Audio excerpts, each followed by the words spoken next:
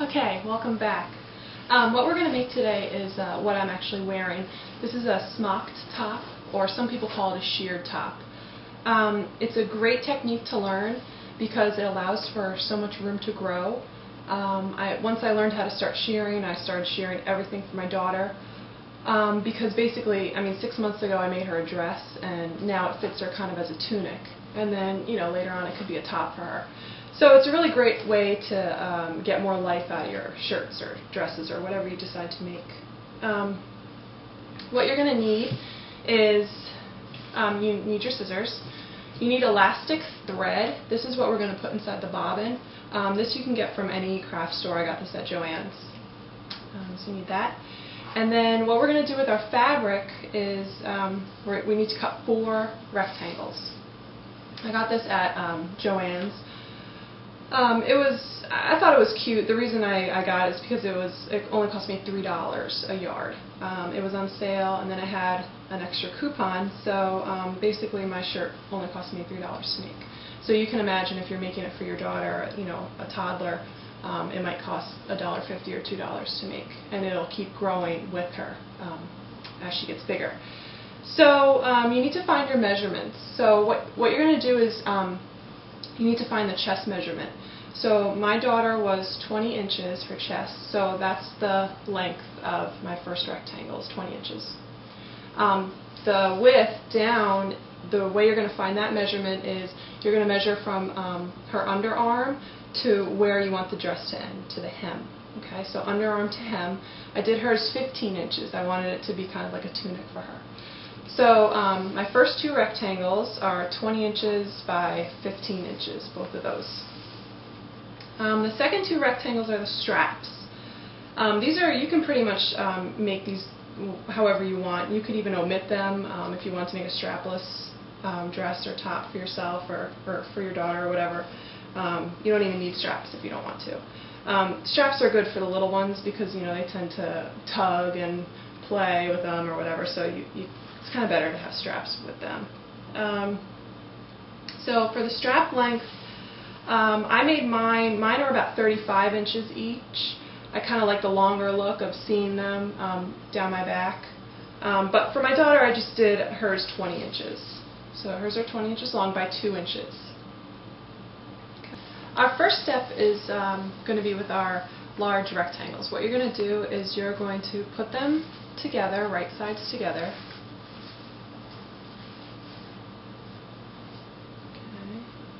And what we're going to do is we're going to sew down both sides. So you're going to sew down here. This is the underarm side. You want to make sure it's the shorter side. And then you're going to sew down here. Okay, so I sewed down both sides of the shorter side. And what I'm going to do now is I'm going to finish my seam. If you have pinking shears, you can do that too, so the ends don't fray in the wash. If you have a serger, you can serge the seams. Most beginner sewers don't have a serger, so you can just finish the seam. So what we're going to do is we're going to choose a zigzag stitch.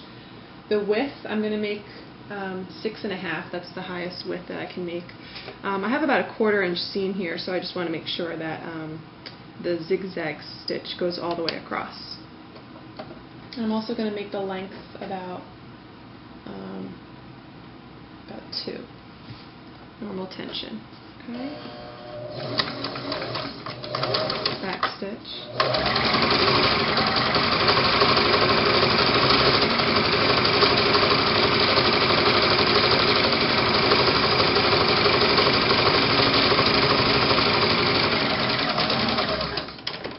Okay, so we have our sides sewn, and then we finished our seam with a zigzag stitch. Also what I did, this is your next step, you need to press over 1/4 inch to make your hem. Now this is the bottom. You also have to do the same thing for the chest part, okay, because that needs to be hemmed too. So same thing, 1/4 inch, so you can see that. 1/4 inch, 1/4 inch, fold it down. Okay? Alright, So that's for that. Also, what I pressed was the straps.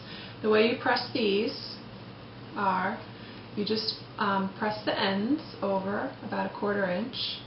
Okay, you do that on both sides, like that. And then what you do is you press about 1/4 inch the long ways, both sides, top and bottom. And then after that, then you just close it, or fold that in half, and then you press that. Okay? Okay, first thing I'm going to do is show you how to sew the straps. So what we're going to do is we're going to start, it doesn't really matter where you start, I'm going to start the long ways. If you're a very beginner, it might be a good idea to pin it, but I'm just going to quick run through this for the sake of time. Okay. Back stitch, and then just go all the way down.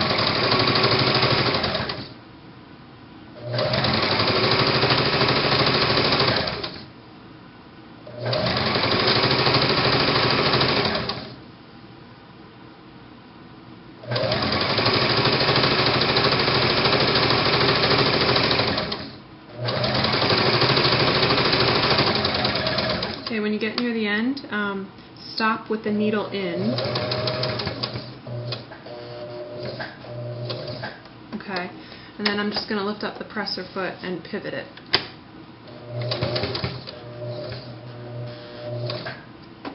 Okay, again, pivot.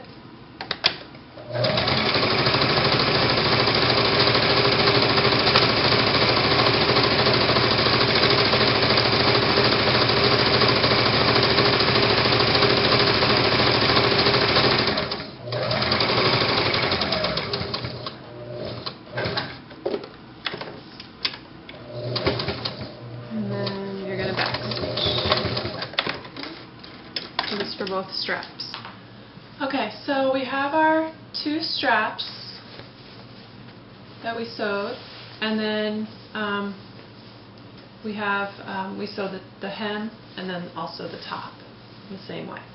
Okay, next step is to wind your elastic thread on the bobbin. You do not want to do this on your machine. It'll wind it too tight, and then you'll find that the thread starts to break as you're going. So you want to hand wind this. It's kind of, you just want to do it not too tight, not too loose. You know, just normal pressure, and just wind it all the way up. Okay, put on as much as you can, even if it's kind of like coming over the top a little bit, because you'll probably end up having to change your bobbin a couple times. Wind it again, because you'll run out of elastic quickly.